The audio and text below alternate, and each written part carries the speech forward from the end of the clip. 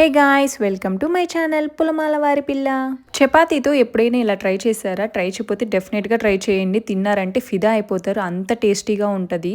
Nuts seeds తీసుకొని మంచిగా chop చేసుకొని పెట్టుకోవాలి చాపర్లో. అలానే డేట్స్ని కూడా తీసుకొని కట్ చేసుకొని పెట్టుకోవాలి. డేట్స్ షుగర్కి రీప్లేస్గా నేను యూస్ చేస్తున్నాను. మీరు కావాలంటే షుగర్ కూడా యూస్ చేసుకోవచ్చు. నార్మల్ చపాతీ లాగా కాకుండా లేయర్స్ వచ్చేలాగా గీ అప్లై చేస్తూ లేయర్ చపాతీ అయితే చేసుకొని 2 sides బటర్ అప్లై చేసుకొని మంచిగా క్రిస్పీగా వచ్చే వరకు అయితే కాల్చుకోవాలి. బౌల్లో chapati pieces, dry fruits, dates అన్ని వేసుకొని పాల మీద మీగడ వస్తుంది కదా, అది కూడా వేసుకున్నాను. మీకు మీగడ ఇష్టం లేకపోతే అయితే మీరు స్కిప్ చేయొచ్చు. నాకు ఇష్టం, అందుకని నేను వేసుకున్నాను. Creamy flavour ఉంటుందనని.